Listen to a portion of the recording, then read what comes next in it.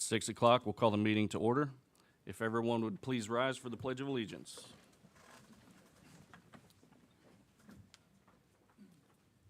I pledge allegiance To the flag of the United States of America and to the republic for which it stands, one nation, under God, indivisible, with liberty and justice for all.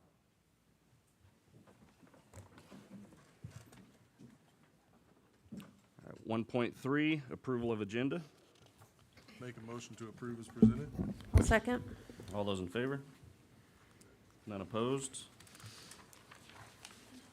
2.1, appointments of individuals and agencies to certain school district functions for 2024-2025.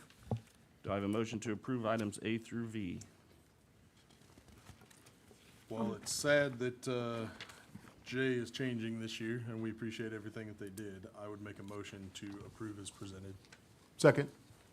All those in favor? None opposed. We have nothing for 3.1, 4.1, or 5.1. 6.1, grants and donations, presented by Greg. All right. We got two for the district office, both for negative meal counts. One is from Moonlight Acres, the other is anonymous. One's for $77, the other's for $235. Madison Elementary, MDE Pause Pals, also took care of some negative meal account balances for $110.80. And then GHS Central National Bank for the GHS Teacher End of Year Luncheon, $500 for $922.84. And then we also have the Ewing Marion Kaufman Foundation for $330,000. That's through May 2024 through August 31st of 2026. Definitely excited to have that. So, thank you, everybody. Thank you, Greg. That will bring us to the consent. 7.1, minutes of the regular meeting held on June 3rd, 2024. 7.2, minutes of the special board meeting held on June 5th, 2024.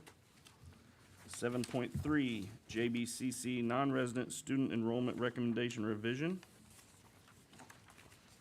7.4, memorandum of understanding and approvals. 7.5, financial statements.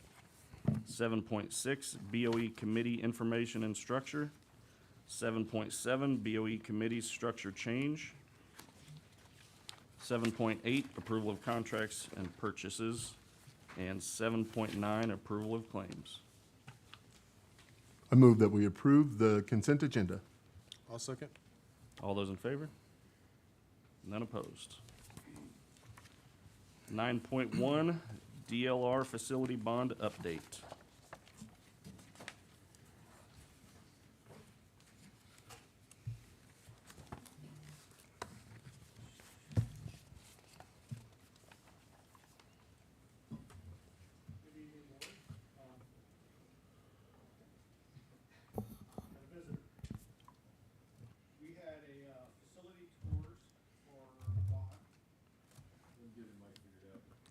Sorry about that. Shame on me. Good evening again. We had facility tours for the community bond team on the June 18th and July 9th. We kind of split the time frame a little bit so we could get some AM people and some PM people. Worked out rather well. We focused on early childhood programs, new elementary school, art classrooms, district-wide storage, safety and security programs, or playgrounds, sorry, special education programs, and alternative education programs and buildings. We visited the Advanced Tech Center. We discussed the CTE programs. Was it ample size? Was it, did it work right? Long-term and short-term needs, which long-term and short-term needs were for all of the buildings that we visited. We visited the high school, once again talked about CTE programs, special ed. If we stay at one high school town, two high school town, kitchen and common areas were discussed, and building needs. Gardner Trails, the size of the building, the program. Gardner Edgerton Alternative Education Center out by the Service Center. The potential uses for this building. We talked about Gardner Elementary, Sunflower in regards to potential uses and long-term needs. Wheat Ridge, long-term needs and upkeep of the building. And District Service Center, the concept we need something bigger to assist with all the stuff that transfers throughout the district.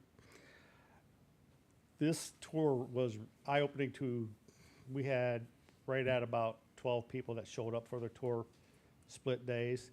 It was eye-opening to them. They've seen the backside of the buildings, the storage, the rooms, learned a lot of new things that were actually going on in the building that they didn't quite know about. They had a lot of great ideas that they'll be taking back to the bond committee. And overall, I think it was a success for them to see the back side of the buildings. Not everything, just the office view, going to see classrooms, et cetera. With that, I'm going to turn it over to DLR and let them tell you about our meetings. Hopefully this is All right. Remind me how to make that full screen.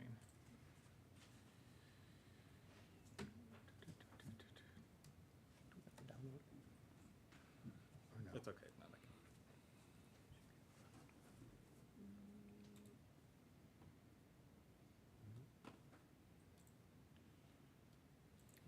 Thank you. All right. Good evening.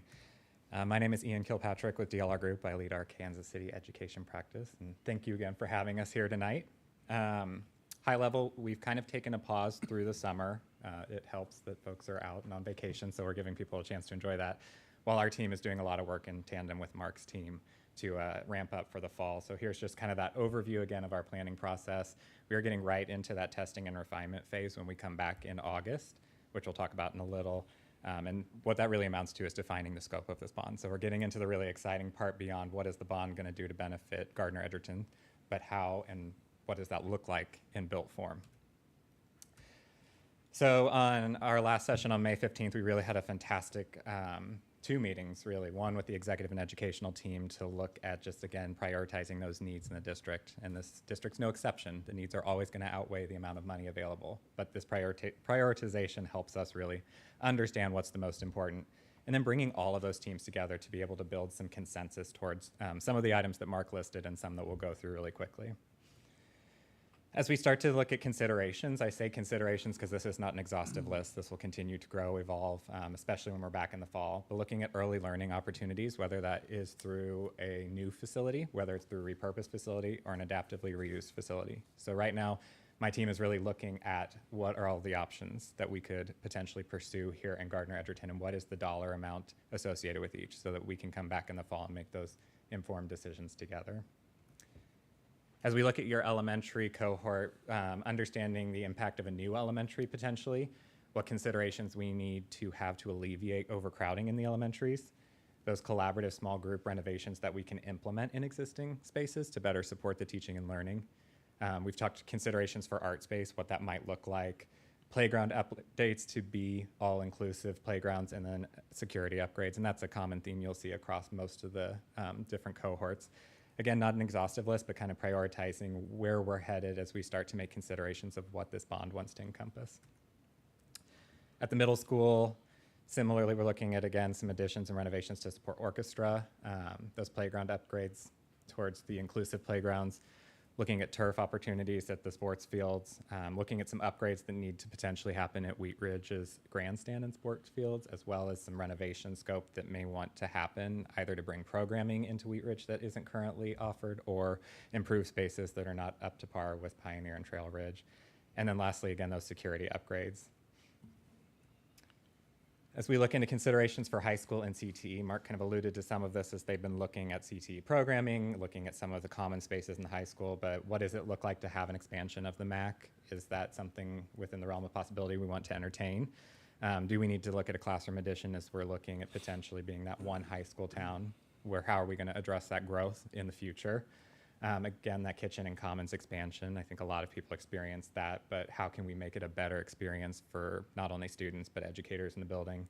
Looking at DAC upgrades and what those may entail.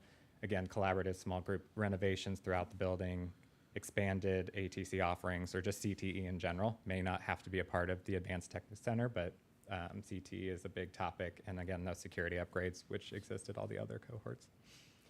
And then lastly, looking at some of those other things, just as important, right? Looking again to that new district service center and really an education piece that's going to come in the fall to understand what the impact is of a new service center and how that can better support the learners, educators, and community at large.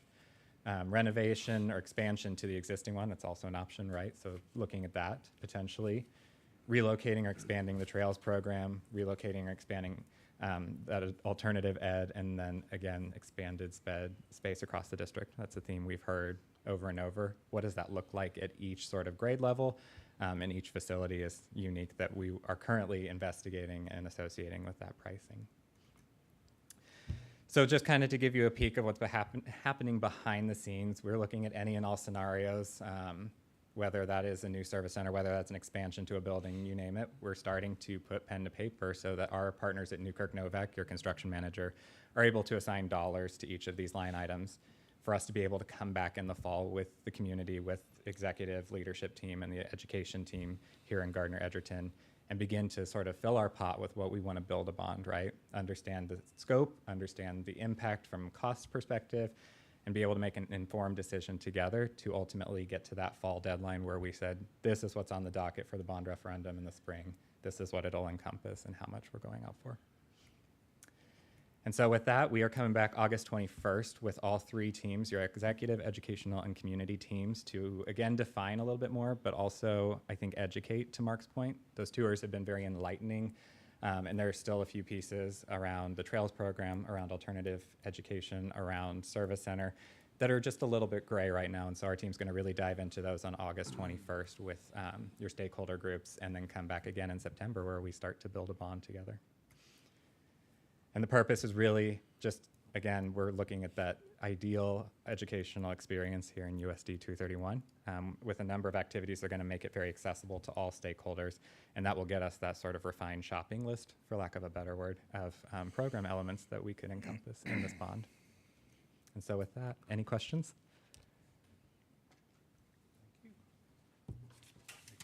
Thank you very much. Thank you. That will bring us to 9.2, Student Academics by Ed Services.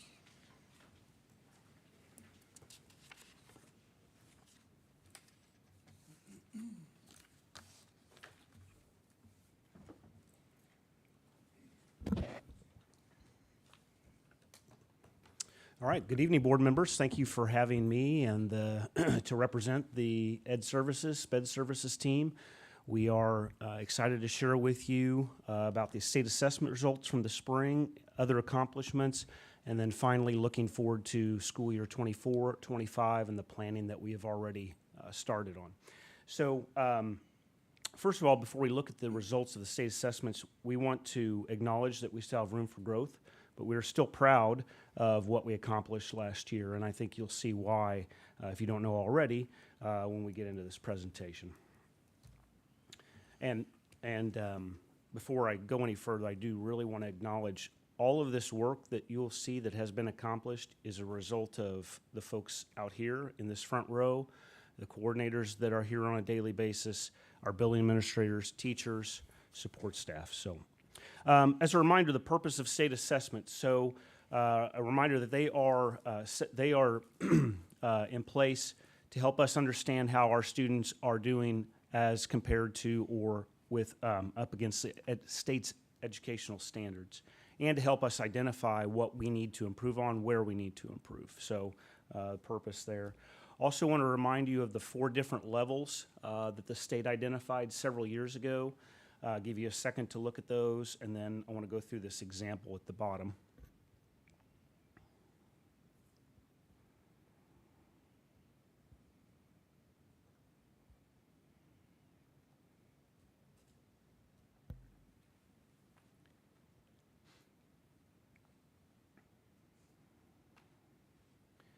Okay, so again, I'm guessing that you have seen those. Hopefully it was just a refresher.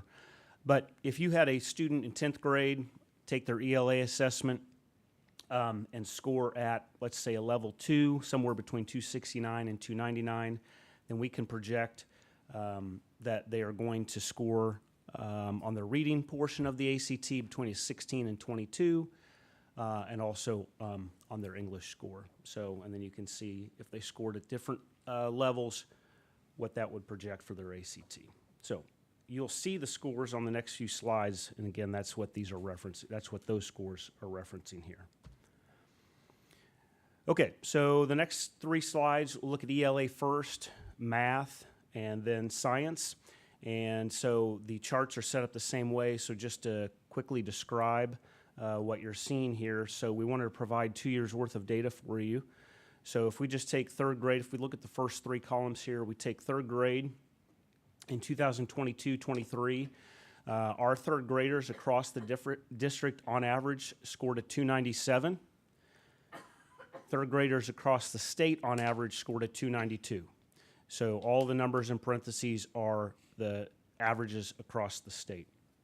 And then if you look at the 2023-24 column, our students scored an average, our 3rd grade students scored an average of 292, and the state average was also 292. And then you can see in columns 4 and 5, just added the differences between our students and the state average. I'll give you a second to look at that, and then I want to talk about the last row there.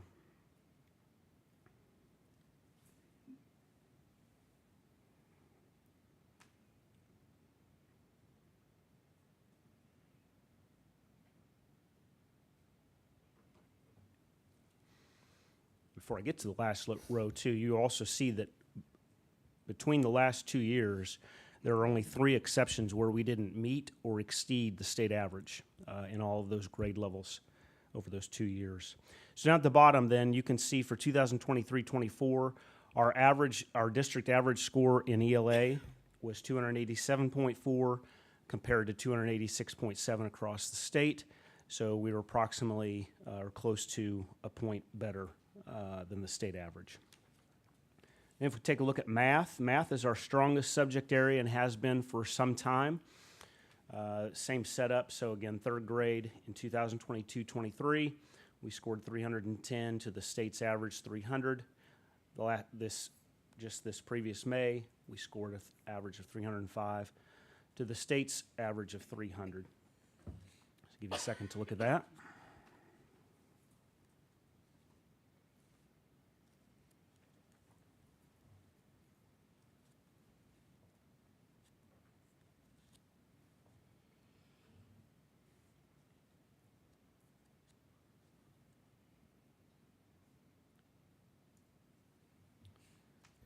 Okay, and then at the bottom, you'll see that our average this year was 287.1 across the district to beat the state average by 2.2 points. Then we'll take a look at science. Science is one area, or of the 3, was where we didn't perform as well as we would have liked, at least this last year.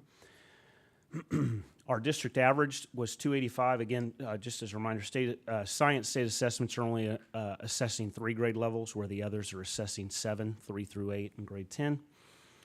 This past May, spring, 285 to the state's average, 286.3, so we were behind there.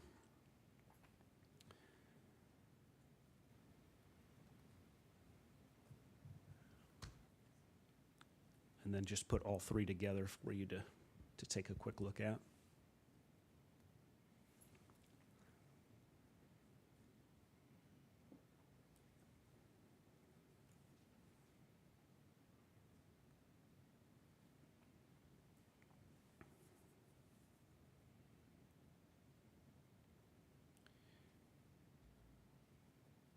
Okay.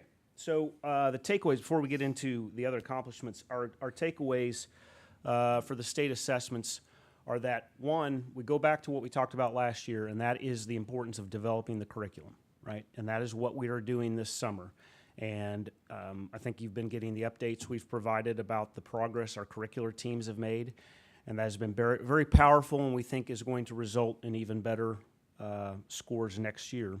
But areas that we're going to continue, or the actions that we'll continue to take. So as you know, the majority of our PLC Plus time this year was in training and bringing teachers up to speed about that model.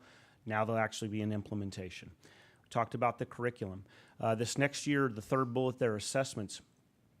We are going to require every building to take the interim assessments that the state provides or offers. They're not required by the state. We're going to ask buildings, not ask, buildings are going to take those assessments, and then our team will go out and review those assessment results with them at least two times before state assessments, and then principals can review that with their staff so that we have a good idea of, before we even go into state assessment season, how they're going to do. We thank you again for maintaining interventionists, because they are meeting with students needing additional support, and then we'll continue to look at our interim data as it comes in. Okay, so I know this board knows, I know our administrative team knows, I know our teachers know, and our students know, our family know, that we don't just define success by a state assessment score or state assessment score. However, right, there's a perception that state assessments loom over us and that's all we're good for, is how good those assessments come back. And so we know that's not the case. And the reality is state assessments are one portion of everything we looked at. And we really wanted to highlight, besides the state assessments, that what we accomplished last year, just some of what we accomplished last year, because this is how we measured success. So starting just with four major significant accomplishments in our mind. The Blazer Success Academy and alternative programming, the implementation of the SPED feeder program, our cell phone policy was created and will go into effect, and successful implementation of the PLC Plus process. Those are four major initiatives that we accomplished in 1 year. Any one of those is probably worthy of a year's worth of work, but we did those last year. This team did, all departments. It wasn't just Ed Services. But that's not all we did, right? We did all of these. We accomplished all of this just last year. Greg just mentioned the $330,000 Kaufman grant, and that's going to provide opportunities for students or prepare them for after high school job opportunities. We're overseeing 185 504 plans. We redesigned our early childhood evaluation model. We adopted, you'll see, I think it was in the consent agenda tonight. We have adopted a school home communications platform. We had 262 students recognized with certificates and credentials last year. We created an ECA behavior support program. And I can read all of them to you, but hopefully get the idea. Like, state assessments is important. It's one of the many things of which we can be proud or should be proud in our school district. I know I'm proud of this group for all of this. Okay, so what's next? As we started planning, well, first of all, I want to preface this next section. We're fully aware that and we're looking forward to, on July 30th, we have the retreat with the board, and we're going to have help working through what the board wants to accomplish in the next year and years down the road, and what your priorities are. So fully understand that these 6 up here may change. Some may stay the same, some may change. So we fully acknowledge that. But we wanted to take the 6 that were up here as we started planning for the summer and getting ready for the school year, because I'm guessing that, one, it may not be exactly the same form, but the board's still going to want to accomplish the curriculum work that we've started. So we needed to make this tangible for our department and break it down for almost like a SMART goal. So put a timeline to it to hold us accountable, articulate who's involved, when on those timelines the measurables will be ready, who's involved, and what the different roles were. So this doesn't look very pretty, but we did this for the 4 that really were associated with our department, and I know the other departments are looking at their information too. And we wanted to put it in a format that would be easy to understand, easy to read, so that anybody, regardless of where they're at or what part they play in this, they'll know what their role is and where we're trying to go. So this set of graphics I'm about to show you, we did the chart, did this for these priorities.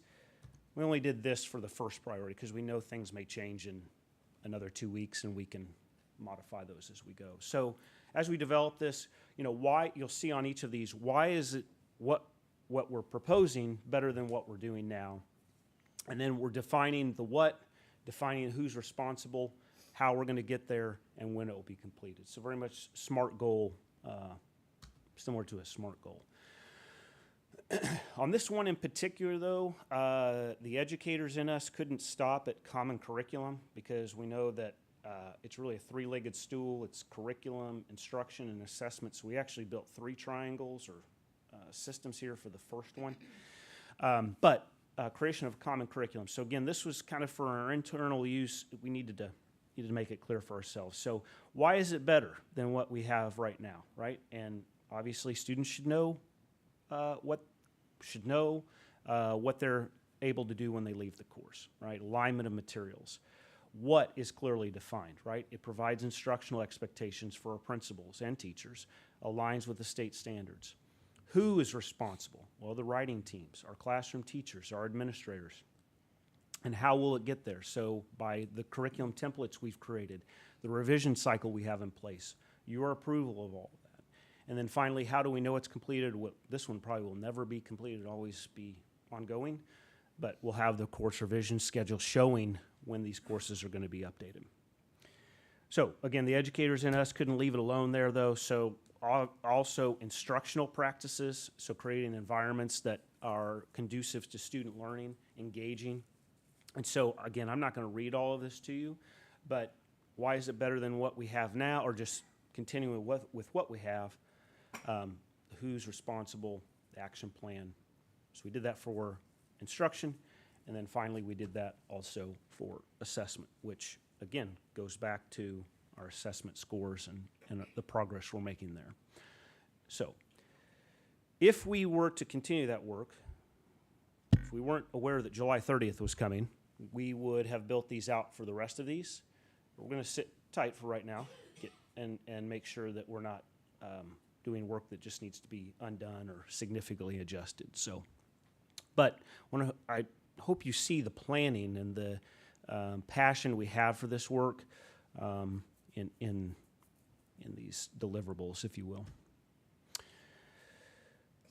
I think that's it.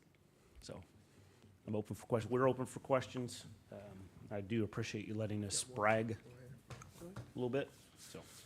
But I do have one question if we go back to the assessment scoring. And I'm just curious what sort of data correlation we have specifically on the math side. One of the things we hear quite a bit is the rigor of our programming and things.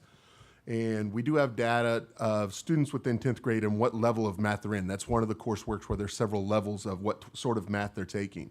Can we look at that and the number of students that are in level 1 versus however many levels there are, and how that's correlated in the past, and it will probably moving forward to what our score in math is going to be for that year, and give us some vision on what that might approach, knowing the population coming into those class frames. Yes. So yes, to answer your question directly. So we are, and also I'm going to speak to science in just a second, even though it's not exactly what you asked about. But we also look within those levels, so level 4, level 3, level 2 especially, kind of break it into 2 different groups, if not more, and look at those that are at the higher end of the tier or the level 2 score, and those that are closer or in the lower area of level 2, and provide them additional support. Those are kids we're looking to provide additional interventions to. So hopefully that addresses that. Also, the curriculum that we're designing, the math group, we have a very strong math writing curriculum team this summer who's gotten together and is doing the work that hopefully will address that too. As another example though, science, I know that Heather just met with Mr. Simpson and they reviewed the students that were in the bottom 15%, was that right? And are already developing plans on how they can support them, those that scored in the bottom 15% on the state assessment for science, how they can support them.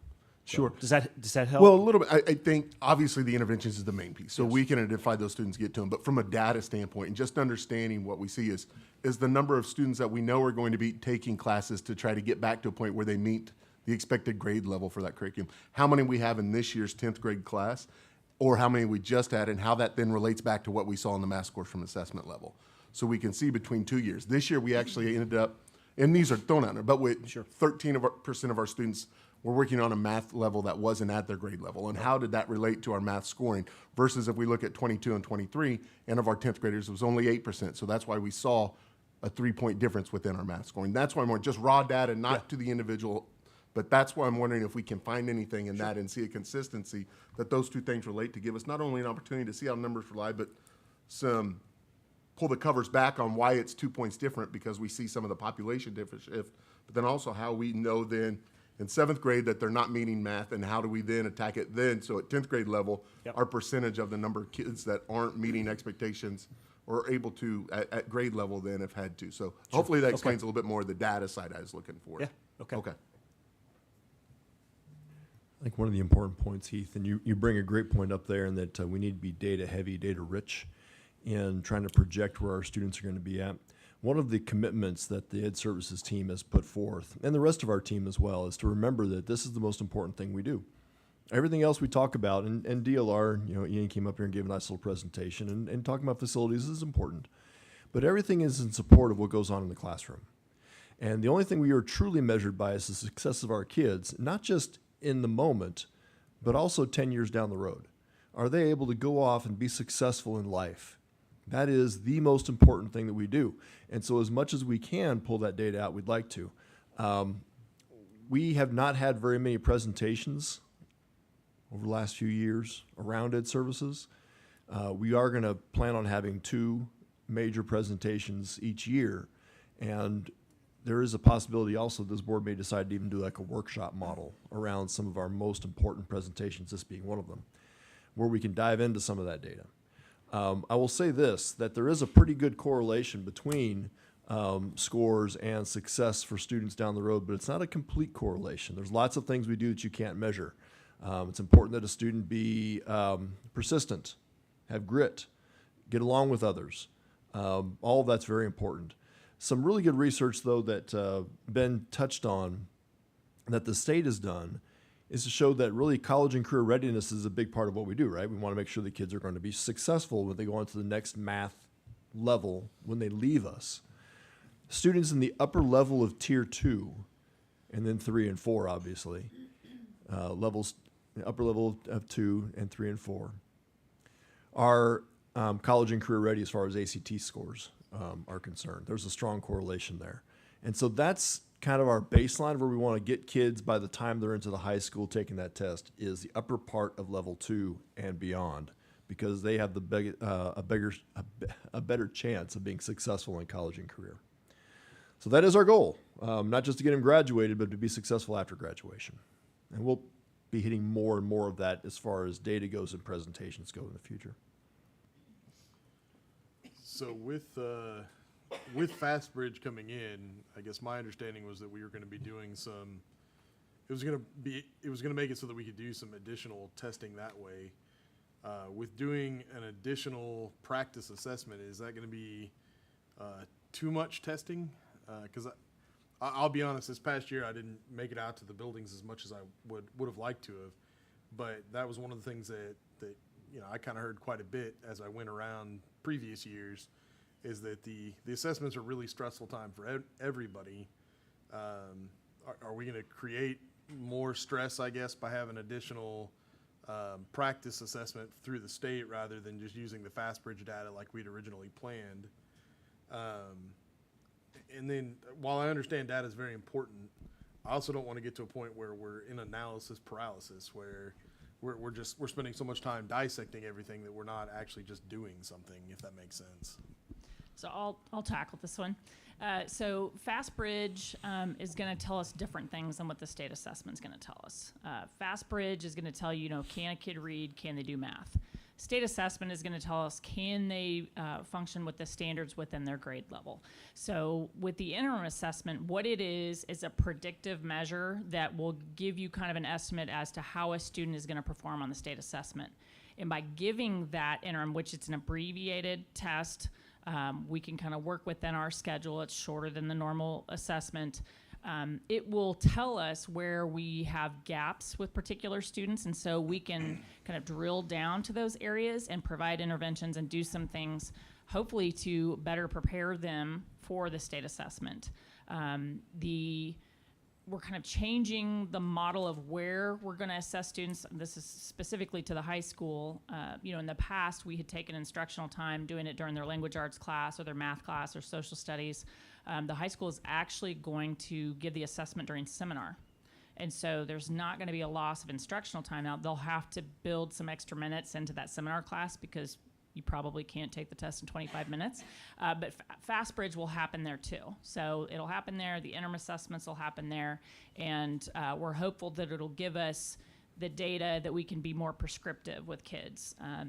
The state assessment historically does not give you a lot of real specific information on kids. So like to your point, Heath, we can go in and look and see how our kids scored and kind of look at what courses they took, but it does not give you specific information to the individual student on they missed this concept in algebra or this one in geometry or whatever. It's really broad headings.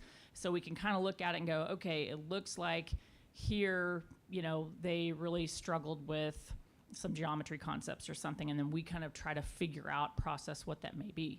FastBridge is the answer to that. So that will drill down and tell us specifically what every student is lacking, and it provides interventions that we can use. The high school is already working on some unique opportunities for interventions to identify some of these students where we'll be able to work on some of those skills, hopefully to bring them up to where they are. So, keep in mind, we had MAP and Acadience and state assessments. We've now condensed just to FastBridge. And so we still have the state assessment. The interim piece, again, is not going to be a huge time suck, if you will. And we're hopeful that it's going to bear fruit that we will be able to take into action. Now, long term, obviously we're always trying to get feedback from staff. Like, is this effective? Like, do we think this is working? And knowing the following year, we're going to have new state assessments. So it's kind of a whole new thing coming.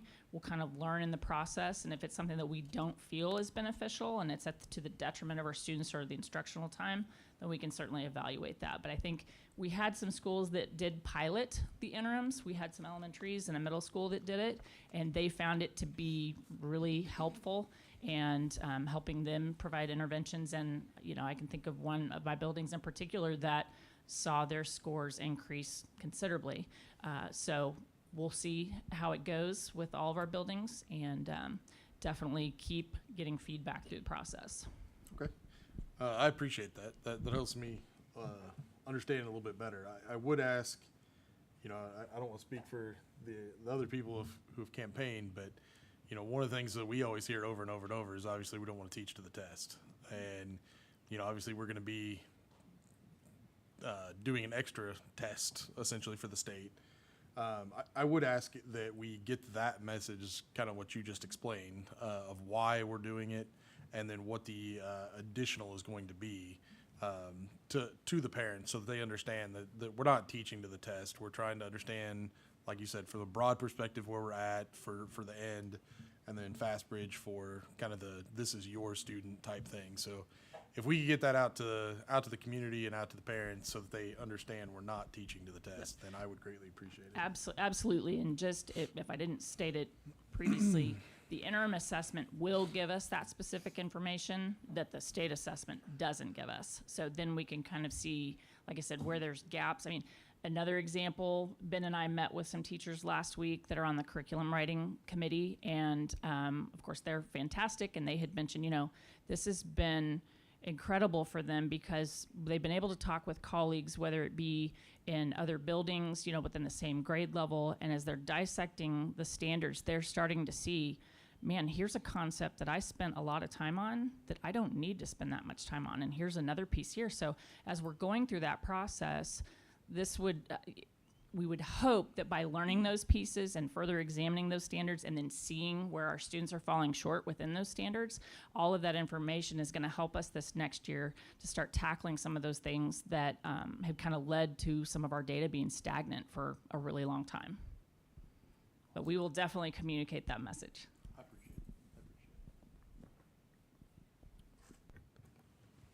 So I appreciate this information, but one thing that jumps out to me is, so on the state, we're above state for the most part in everything.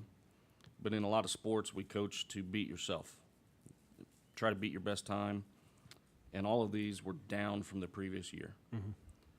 And I know we've got a lot of new things into place on your little bubble chart, and I hope some of those come into play and they all work.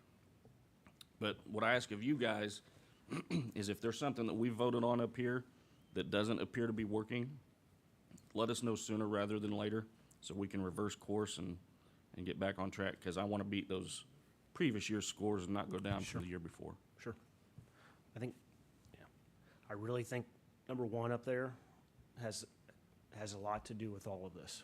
We've got to get it in place and rolling. I think a lot of the rest of it will take care of itself. Okay, thank you. Thank you. That will bring us to 9.3, mental health team, Melissa McIntyre.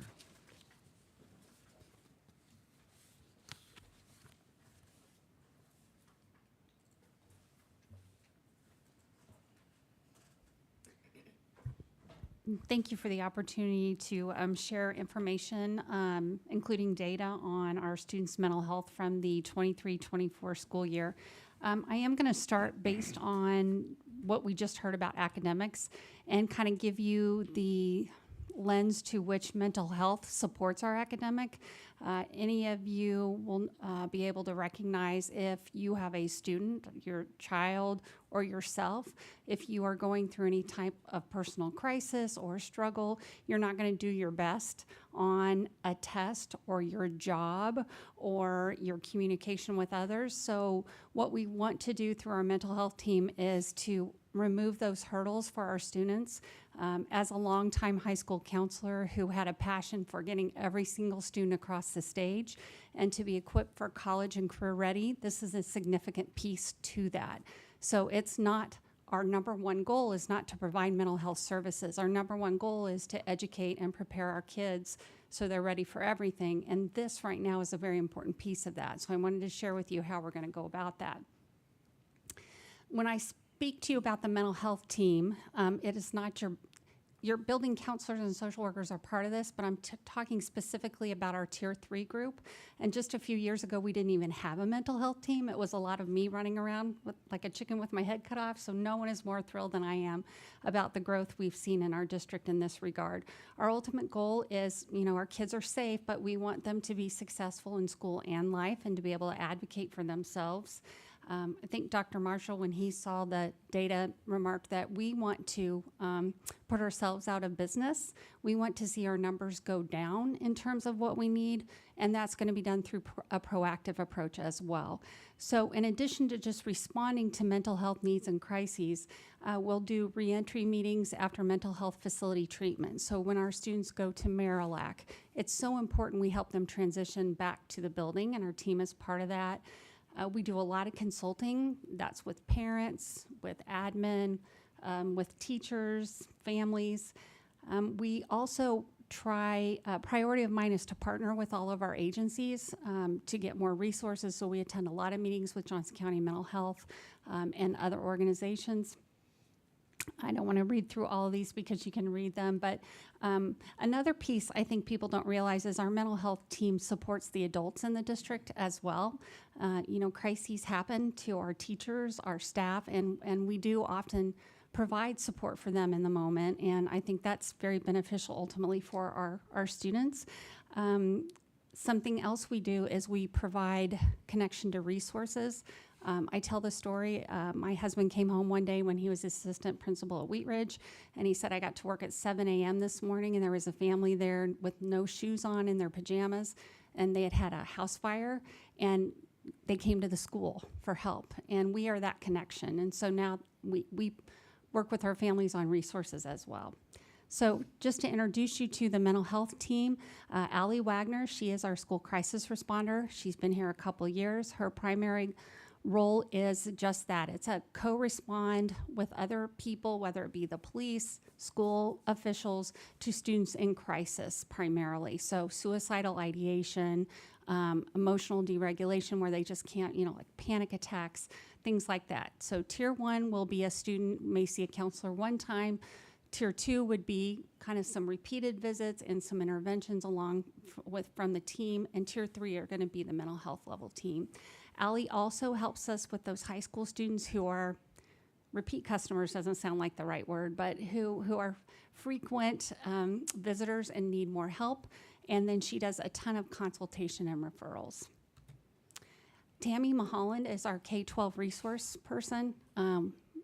Last year we had a single parent who car broke down, couldn't get to work, so the kids couldn't come to school. Tammy helped fund the repair of the vehicle. Person kept their job. Students were able to come to school and be successful. It's just been a huge help. She works with all of our McKinney-Vento or homeless students, and she also supports primarily the elementary level with their tier 3 students. Then Jackie Hodson, we just added her this last year. She's our mental health intervention team person, and she works primarily with the middle schools to begin with, but she refers to Johnson County Mental Health.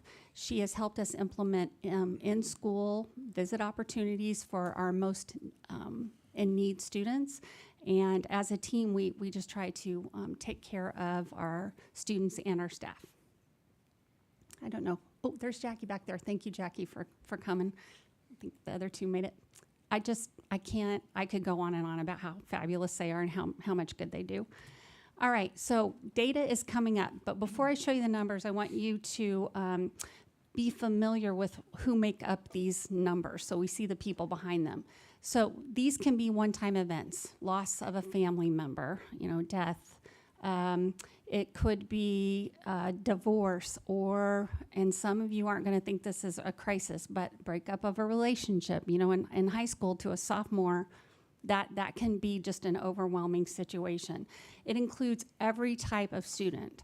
So again, stereotypically, we may think it's that student who shows outward symptoms of mental health issues, but we see kids who are 4.0 students, we see the most popular students, and we see the students who are isolated. Again, I can't stress to you enough, we see every type of student. And the data doesn't reflect the benefit this team provides, not just to that individual student, but to that student's teacher, because they're not having to worry about that part of it. If their mental health is impacting their behavior, which impacts the entire class, getting that support then helps the flow of that classroom. So here's the data collected by our mental health team. You can see our crisis responder. I'll let you just take a look at those numbers real quick.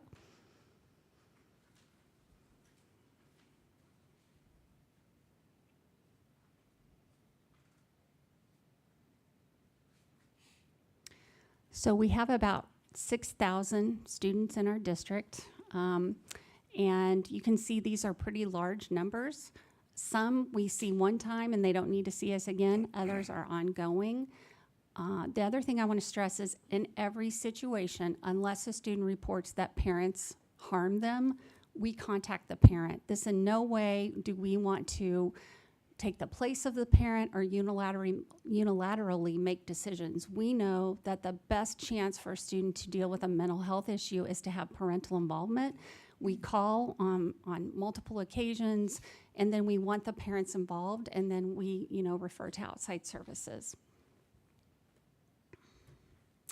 I wanted to see if maybe the services were just tied to one particular school. So I think there are 17 admin if you look at every lead and assistant, and I had 14 responses, and this was done in November, so we're not quite 2 quarters of the way through the year at this point, and you can see 71% of our admin contacted or worked with a member of the team more than 5 times, and around 85 had contact with one of them at that point, which made me feel really good about, spreading the wealth.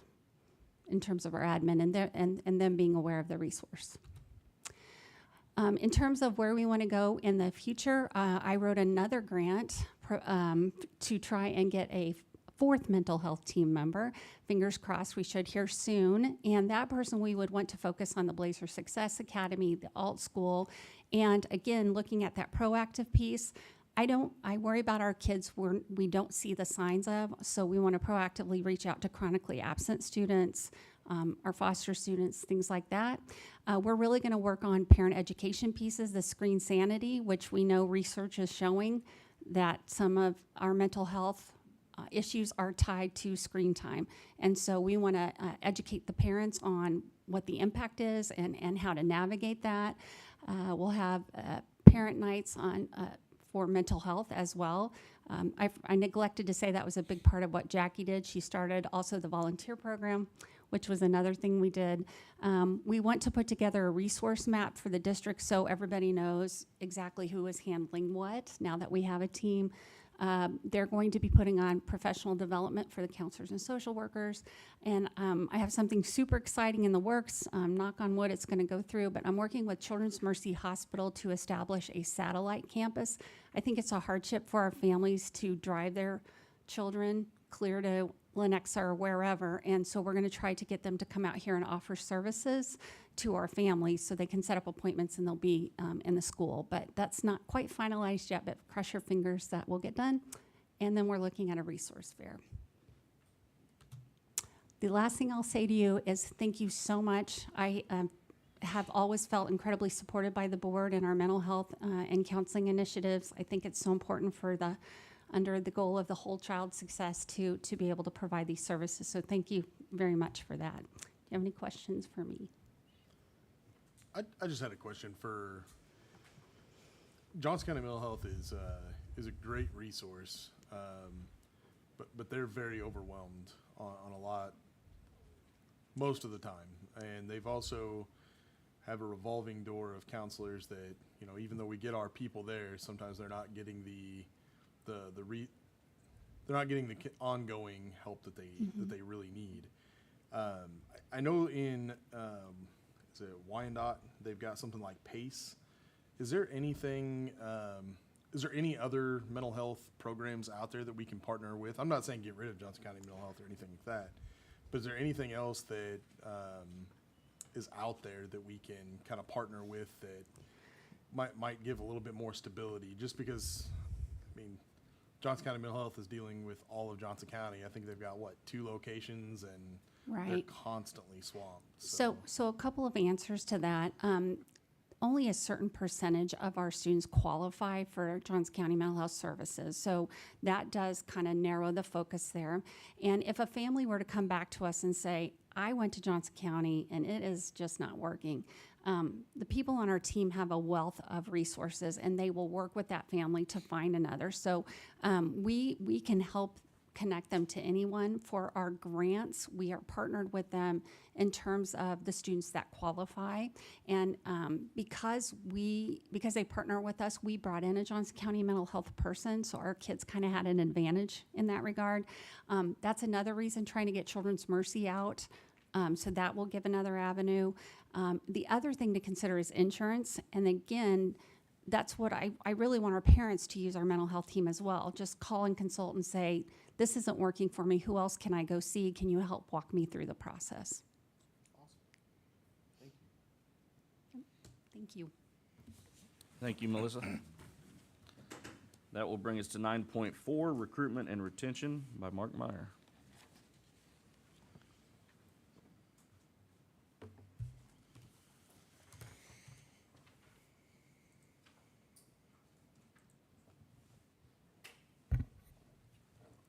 Good evening, everybody. Thanks for allowing me this opportunity to be able to talk to you about what we really strive for in the Human Resources Department, which is to try to make certain that we create as much consistency and continuity through our teaching staff as possible, and as well as our support staff. You've heard a lot of information tonight about the importance of student learning, and I don't think there's anybody here that would suggest that putting a quality instructor in front of them or a quality support staff member assisting them isn't at the top of the list with that, as well as the curriculum, right? So I want to start by looking at the points of emphasis. I know that I don't have to tell the Board of Education because they're extremely aware of this, but for anyone in attendance tonight or anyone watching at home, one of the biggest things that we have discussed over the past year and a half when it comes to recruitment and retention is tied to both the Board of Education goals, which are here visible in our forum here, as well as the 5-year strategic plan. So these are deeply embedded in what we do. This is a part of the fiber of our department. Here's a quick overview or agenda, if you will, of how I'm going to proceed through this. I want to give you a quick update on the full year of personnel reports that you received last year for school year 23-24. And then I want to give you some feedback on some exit interviews that we've done, both in person and through electronic formats. And then we'll conclude by looking at some surveys that we've done. Some of those have been internal and some have been external through a very good organization that has become pretty popular across the state of Kansas. So the 23-24 personnel report, just a very, very thumbnail sketch of a overview here. As of July 1st of 2024, and I can tell you that it's still true as of today, USD231 received 60 certified resignations. That includes teachers, counselors, administrators, other professional employees, and related service providers. In comparison, a year ago, if we would have had this report standing here, I would have talked to you about 83. And then Dr. Marshall reminded me also that if we'd have done it 2 years ago, that number would have been over 90. So I don't know if that's cause for celebration or not, but we are pleased with the direction that number is heading. Obviously, we want to set some goals for next year to make that even lower. But another reason this is also, I think, important, showing that the numbers go in that direction, is we continue to add staff in these categories every year. I think for the 24-25 school year, we've already added over a dozen positions across the district. Some of those are classroom-based, some of them are operations-based, and so forth. But nonetheless, we continue to add staff to our totals, and yet we feel good about the place that we're in right now. Our exit interviews, we were able to get 45 of the 60 certified staff that resigned to return our standardized Google form, which is an email option that they all receive. And then I offered an in-person interview to each of those via an email invite. 20 of those accepted. I wasn't sure how many we would receive, knowing some chose to do it because they really felt the need to visit, and others said, hey, I'm going to do the paper part, Mark. I'd rather not come spend more time telling you the same thing that you can already read when you get the form from me. So we got 3/4 on one side and 1/3 on the other. Here's what we learned on the Google form. So there are some check boxes that an outgoing person can make about their reasons for leaving. And you can see the numbers that are located there. We did have 6 retirees. We had 5 indicate that they're leaving education altogether. Some were going to be relocating because of family situations or circumstances. Maybe their spouse has received a job out of the area or out of state. And then the largest portion, as you can see, they were just going to take a job in a new school district somewhere else. At the bottom, I wanted to pinpoint for you that 12 of the 45 cited dissatisfaction as part of their choice to resign from USD 231. And so you can see the numbers on there of what essentially, remember, these are just check boxes, so there isn't a tremendous amount of detail on a Google form, but there is room for them to comment. When it comes to the in-person interview, reasons for leaving was another big portion of what we discussed. And if we take a look at another summary here, our top 3 things are listed. As you noticed on the previous slide, we had 9 folks indicate a dissatisfaction with supervisor. And what we learned from that was really quite simple, honestly. At times, and you may even see this in your place of work with folks that you're either employed by or that you employ, that there are philosophical differences. And in our case, it might be philosophical differences about what we're teaching, how we're teaching it, It could be about rules and procedures within their own building, within their own team of teachers. It could be within their department, or it could just be as a district as a whole. There's been some indication of communication concerns, and then a phrase that's quite often used by outgoing employees is the concept of lack of support, which is a very vague but yet an attention-getting statement. The second thing, family circumstances, as we mentioned earlier.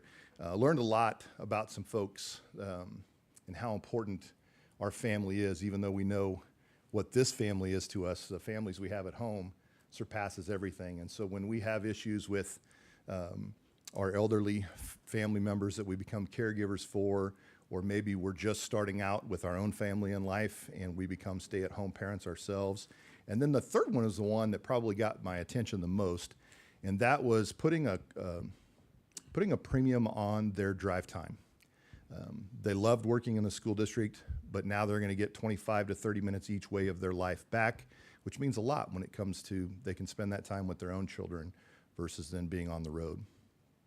And then the third thing that was cited in our in-person interviews was the concept of understaffing, that in their departments they felt like their caseloads and their work volume might be too high, and that they didn't feel like they wanted to continue with that. They wanted to seek other opportunities where they felt they might see those things be opposite for them in a different district. And then, and just in general, the job became too hard for them with that. The concept of if your caseload's too high, that correlates to, are we understaffed in that area? So these were the reasons that folks were quite candid with me when we spoke in person. We did a stay survey. This went out to everybody in the district, so it was not just exclusive to our certified staff, but we focused on 4 questions. What do you look forward to most when you come to work each day? What would make your job more satisfying? How would you prefer to be recognized or valued for your work? And what might tempt you to leave USD231? You can see the comments given there. I'm sure it would not come to surprise anyone here on number 2 that the most often cited reason to make their job more satisfying is to be able to pay them more. That makes sense for all of us, I'm sure. How would you prefer to be recognized? Raises, once again, pay. So folks are still talking about this. This is important to them because it does impact their families and their quality of life at home.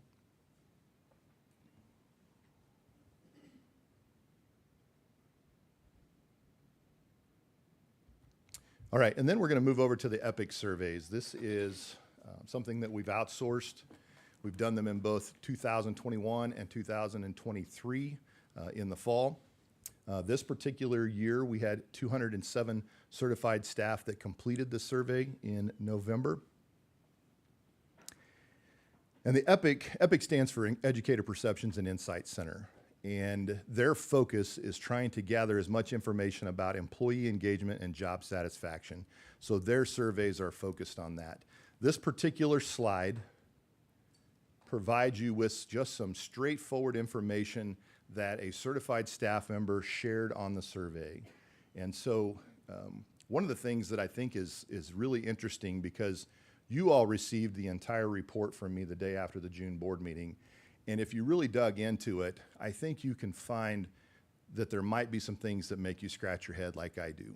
Because if you look at this and at face value, the first thing you see is that we have, in 2023, we have 61% of our certified staff members that responded suggesting that they view themselves to be either disengaged or actively disengaged at work. We have a ton of other data in that survey that doesn't necessarily support that. And so I'm not really sure what to make of that, because this is just simply based upon a question of how do you see yourself at work? Are you actively engaged? Are you engaged, and so forth? So that percent, 61% of those 217 responded by saying, I don't really see myself being that actively engaged.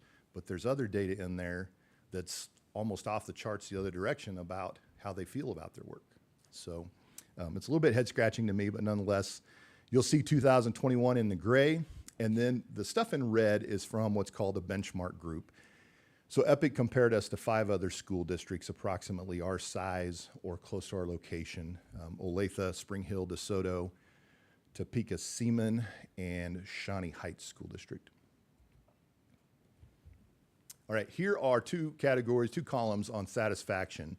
The best and, well, the worst, okay? The highest and the lowest. People love the size of our district. They love the location of our district, which is a good thing because we don't have a whole lot of control over that. But it's something we can build on. It's something we are all proud of. It's something we can exploit and continue to market as a great reason to come to work for USD231.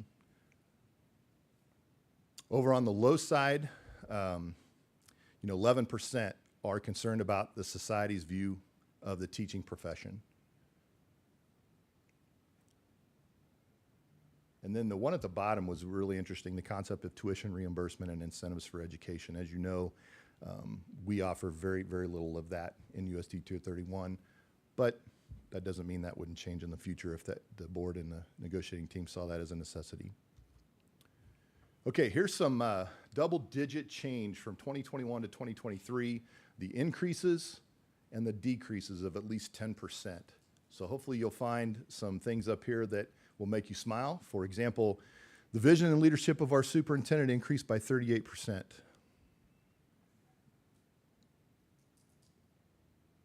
District office support increased by 14%. The vision and the leadership of our Board of Education, it's definitely some things to celebrate there. You see things about their principals, their instructional leadership, and so on. The support for teachers' mental health. And then on the flip side, those that went the opposite direction in the last 2 years are all things that we continue to look at every single day and continue to make better.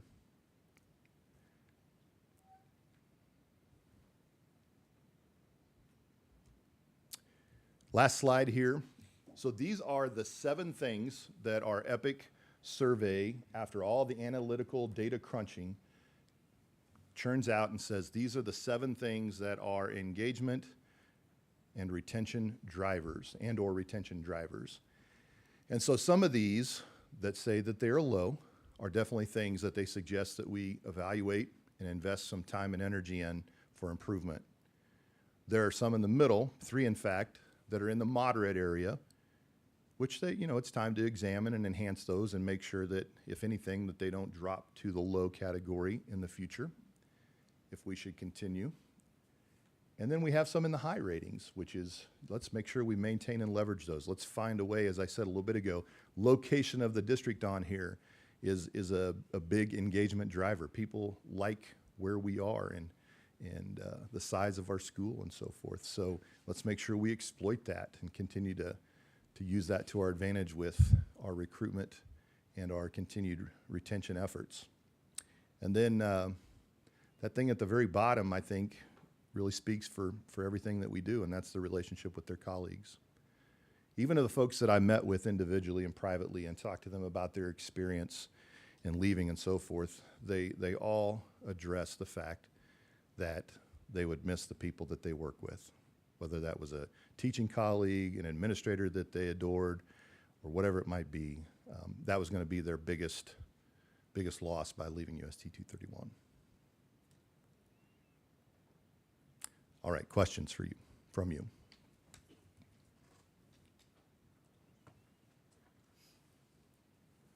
I just want to say thank you for, I guess I should turn my speaker on. I just want to say thank you for putting this together.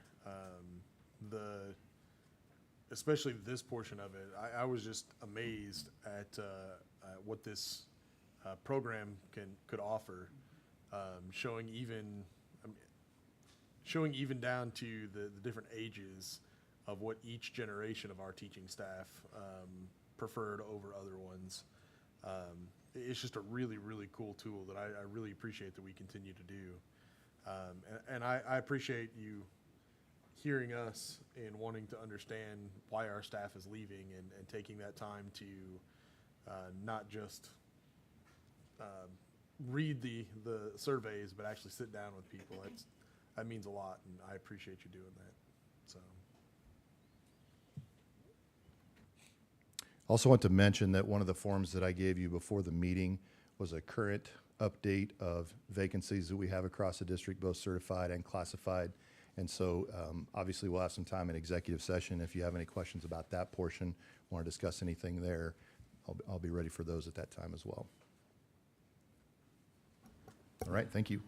Well, I have one question. Go for it. Sorry. Go for it.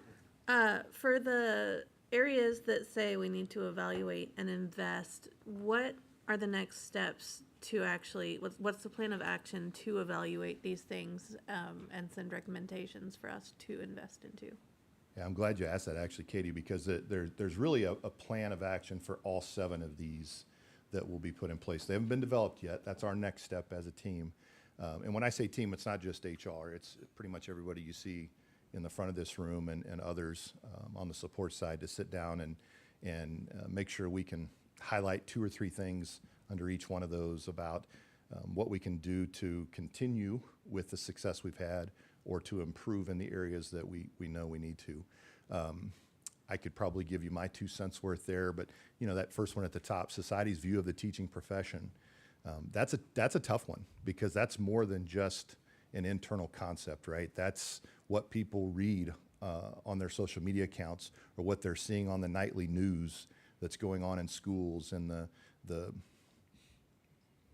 stories, we'll call them, that are put out there. And, you know, I would still like to believe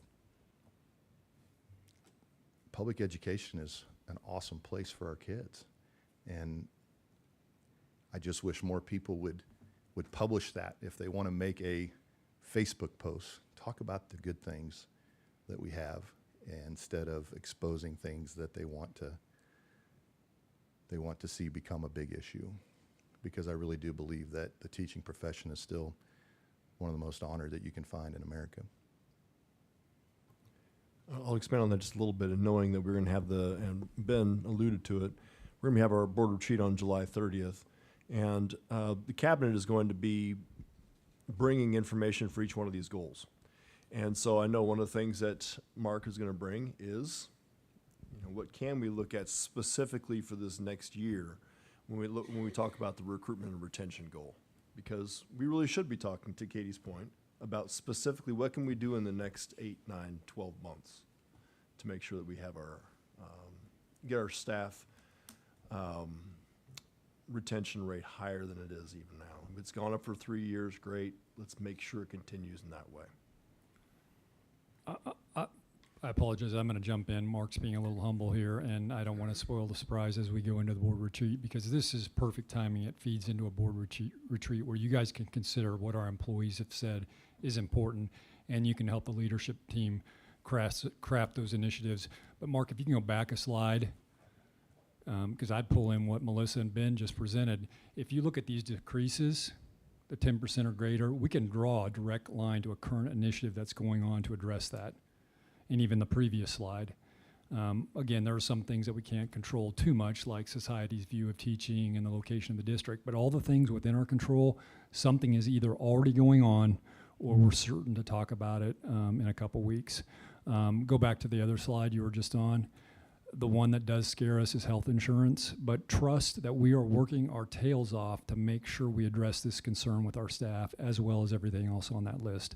Again, think about school safety, bond, think about challenging student behaviors, BSA, think about student mental health, what Melissa just presented.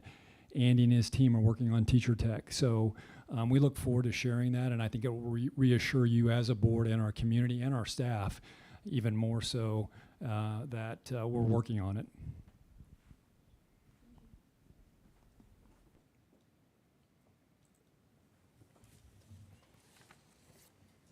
Thank you, Mark. That will bring us to 9.5, Superintendent Dr. Brian Huff.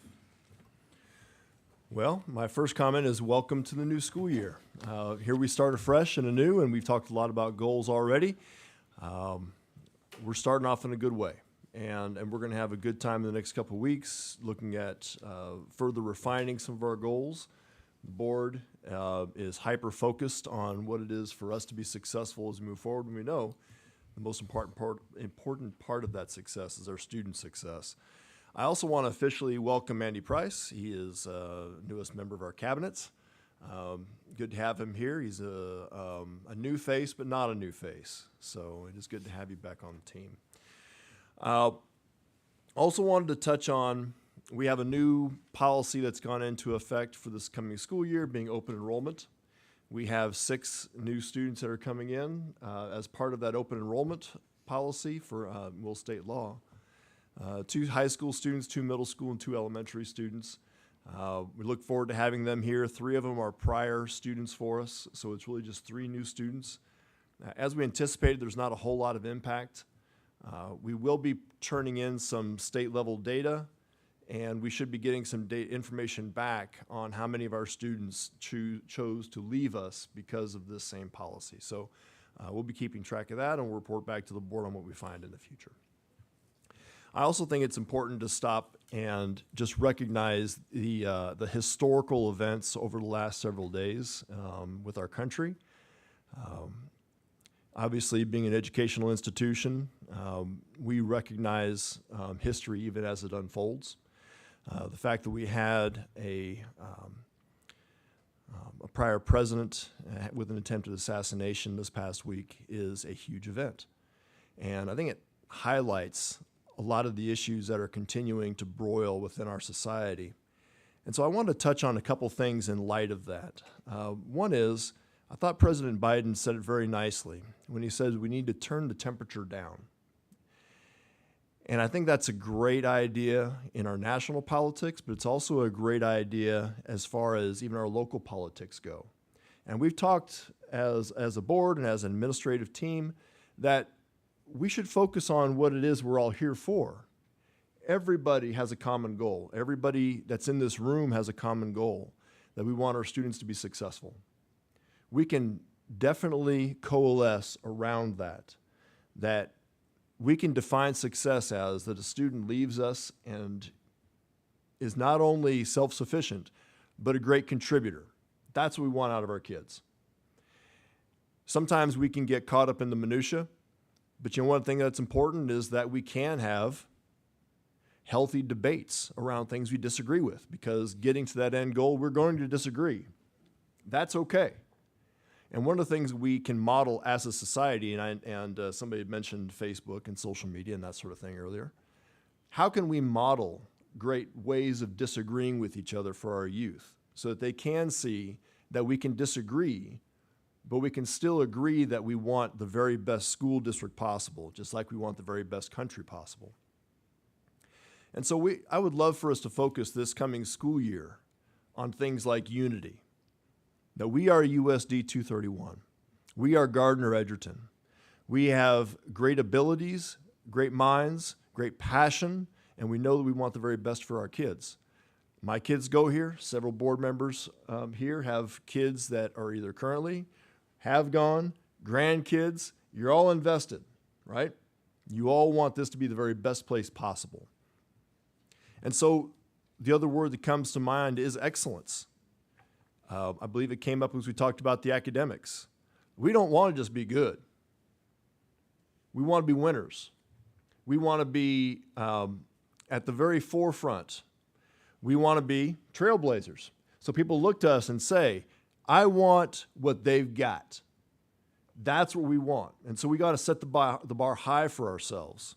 You know, can we look back and say, yeah, this was really good, we've done this well? Absolutely. But we should also always set the bar high, because we should be looking at excellence as being the direction that we go. And so, in light of what happened last week, I would love for us to be able to have that sort of focus when I think of our community and the great advice we get, which we absolutely need.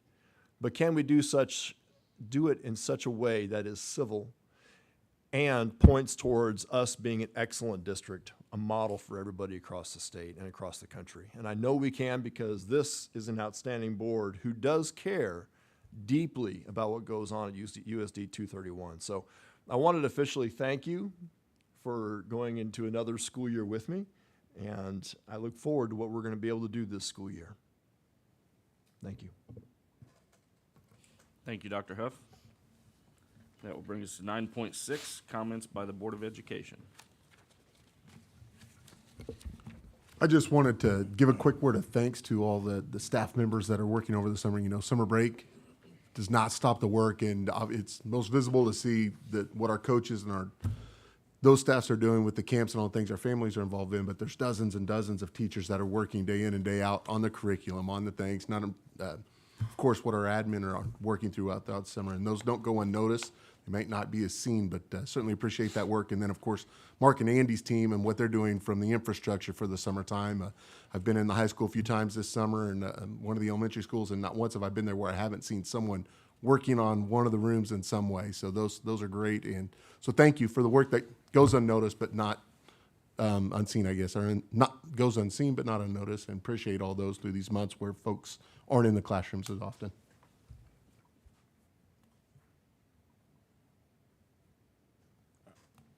Well said, Heath. Anybody else?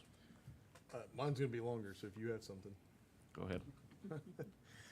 I just wanted to, I knew that this month was going to be pretty hectic, so I asked Tom for the opportunity to just kind of ask the board for support for maybe talking about it next month. But a while back, I had brought up there's another local community that their school district actually puts on a parade. I believe theirs is mostly associated with homecoming. But I would love to see USD231 have a parade of its own, whether that's every couple of years. We do that in Edgerton. Sometimes we have it in Gardner. But really, it was really cool to see that community. The entire community came out to celebrate every one of its schools as a group. They had a retiree float. They kind of had the retirees come in, and they were all on like a convertible, just like the 4-H king and queen and all that.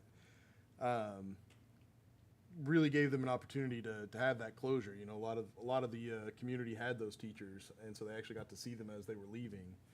Gives us an opportunity to show off our K-Toy nominees. I believe it's called the Shining Star.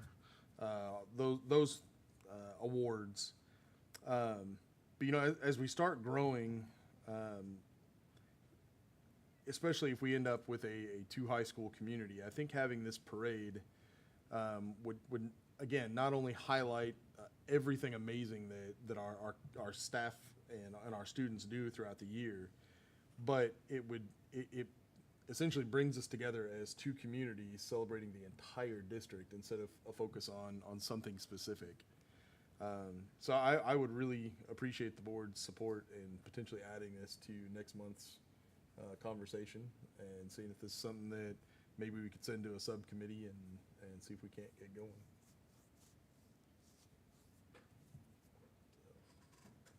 If you don't say no, then it's a yes. No.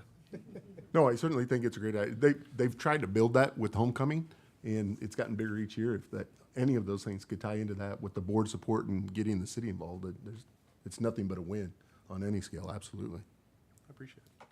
Yeah, I like the idea of it, and I know we had a parade for the state championship football team and the cross-country championship.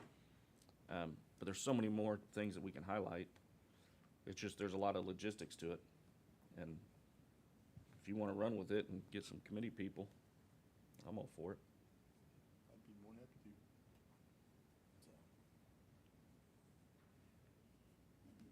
Appreciate it. So is that something we need to add for next month? Or? That's what I was going to ask. It sounds like there's support.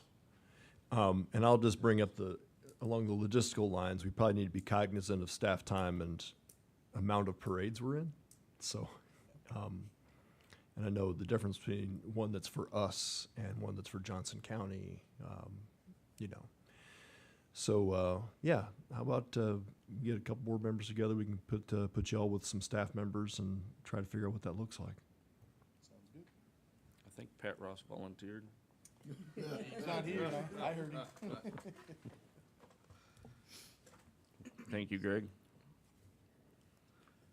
That will bring us to 11.1, intent to exceed revenue neutral rate for fiscal year 25.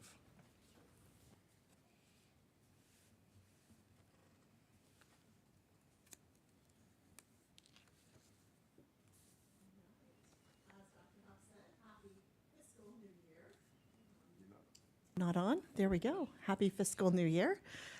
So we are back in budget season, and tonight is the first step, and that is for the board to approve our intent to exceed the revenue neutral rate. And I apologize, that does say approval to exceed it. It is to approve the intent to exceed it. It is not setting it, it is only setting a ceiling. This information is due to the Johnson County and Miami County clerks by July 20th, and then they will send out that information to all of our property owners.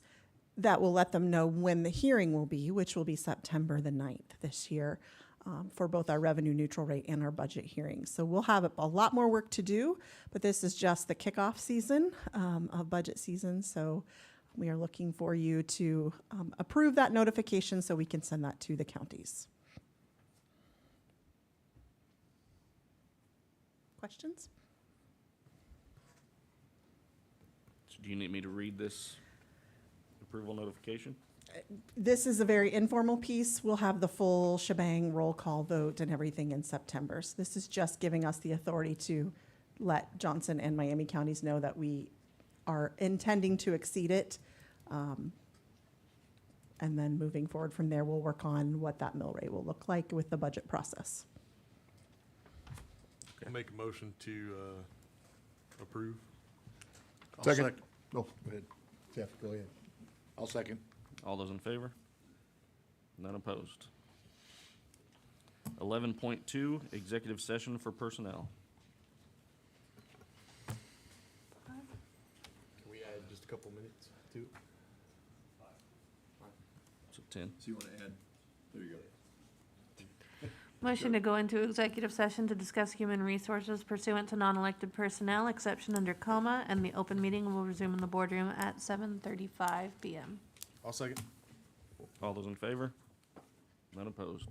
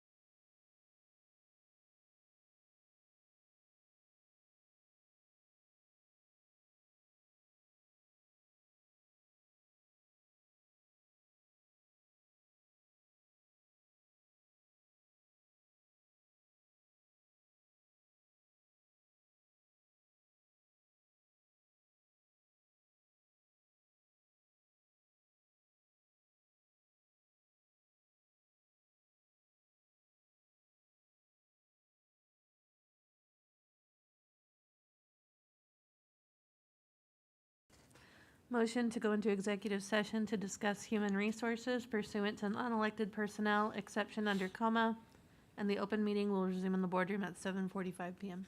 I'll second. All in favor? None opposed.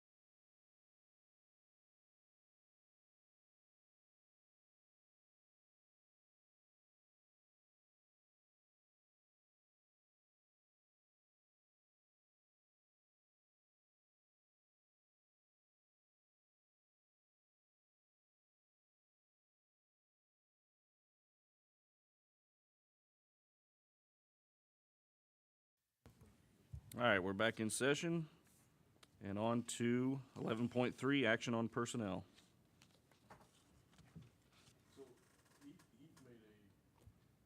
A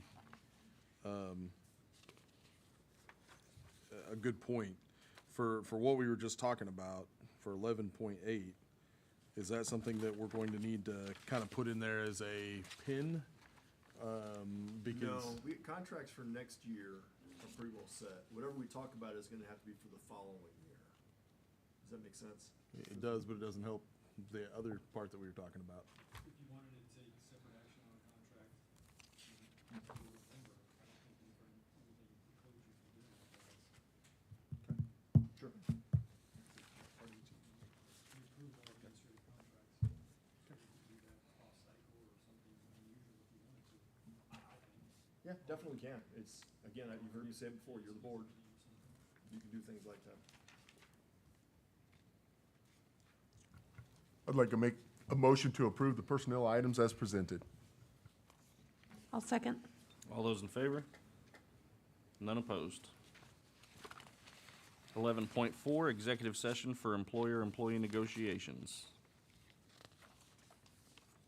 Kind of up to you guys. You've had the information for quite a while now. Glad to revisit and refresh, or we can tell me you've had enough time to digest it. You're ready to go to the action items. We can take 2 minutes and just make sure we're all on the same page, or 5 minutes to make sure we're on the same page. We're going until 8 and then we'll go from there. I feel like 10 minutes is like the standard for starting. Right, but other than 11.8, if we don't need any time, Then we'll just have to twiddle our thumbs. let's go with 8 o'clock. Okay. Motion to go into executive session to discuss the latest proposal for contracts and base pay rate from the teachers and staff pursuant to the exception for employer-employee negotiations under coma, and the open meeting will resume in the boardroom at 8 p.m. I'll second. All those in favor? None opposed.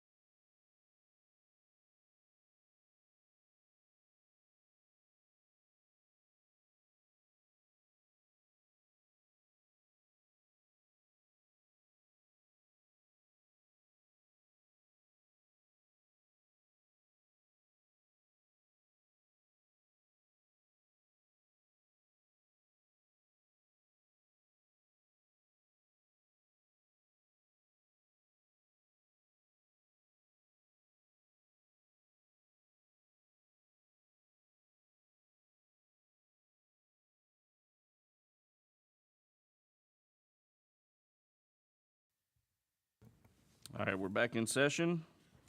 11.5, ratification of teacher negotiated agreement contract for 2024-2025. Action to approve the contract negotiated between the USD231 Board of Education and the GENEA as ratified by the teachers. The negotiated contract shall include certified salaries for the 2024-2025 school year, which allow one vertical step on the 2024-2025 certified salary schedule for returning certified staff, and allow one horizontal step on the 2024-2025 supplemental salary schedule for staff members returning to the same supplemental assignment. That was my motion. I'll second. All those in favor? None opposed. Can I interrupt, Tom? I'm sorry. On the second one in particular, can I read the intro paragraph there because it includes some of the more specific details to the action before you read the action? On the hard-to-fill stipend? Yeah, the second item is consideration of a special ed hard-to-fill stipend for the 24-25 school year. Propose that the USD Board of Education approve special ed hard-to-fill stipends for the 24-25 school year in the amounts of $750 for paraeducators, $1,000 for special education teachers, and $2,000 for special education related service providers. An employee must have been employed as of August 1, 2024, and continuously employed through the end of the 24-25 school year. Payments will be made through the established payroll and prorated for FTE, and if someone starts late or leaves early. I just want to make sure the audience and staff hear the distinctions for each employee group. And that's for item 11.6. Action to approve special education hard-to-fill stipends for those employed as of August 1st, 2024, and continuously employed through the end of the 2024-2025 school year. I'll second. All those in favor? None opposed. Three, I think you can just go ahead and proceed with the action item. It's pretty straightforward. Okay, that's 11.7. That's for classified employee raises. Action to approve a classified advanced tech center and technology employee salary increase for the 2024-2025 school year. Identified classified advanced tech center and technology employees who have been continuously employed with the district on before June 30th, 2024 will receive a 7.5% increase on their 2023-2024 base hourly or annual rate of pay. I'll second. All those in favor? None opposed. All right, 4 is also pretty straightforward as it reads. Was that 11.8? Administrator contracts. Action to approve increased compensation for returning administrative employees for the 2024-2025 school year. Compensation to be increased by 4.3% for non-cabinet administrators and 4% for cabinet-level administrators above their 2023-2024 base salaries. Second. All those in favor? None opposed. That will bring us to 11.9, executive session for personnel, superintendent's contract.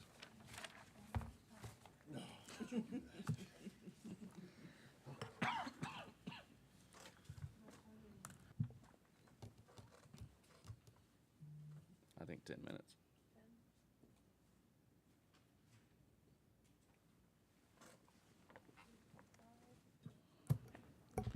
Motion to go into executive session to discuss the superintendent's contract pursuant to confidential personnel exceptions under coma, and the open meeting will resume in the boardroom at 8:15 p.m. I'll second. All those in favor? None opposed.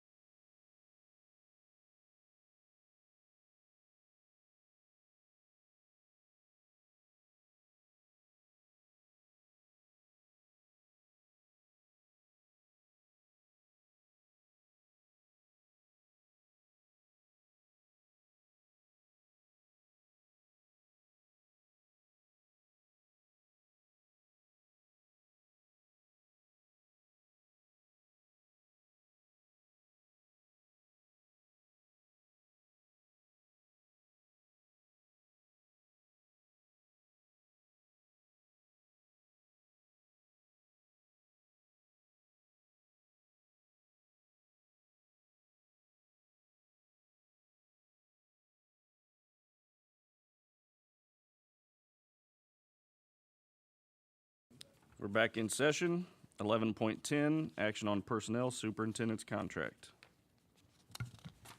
I'd like to make a motion to approve the superintendent's contract as presented. All those in favor? None opposed. 12.1, adjournment of meeting. Motion to adjourn. All those in favor? None opposed. 13.1, the next regularly scheduled meeting of the Board of Education will be held on Monday, August 12th, 2024 at 6 p.m. here in the board office.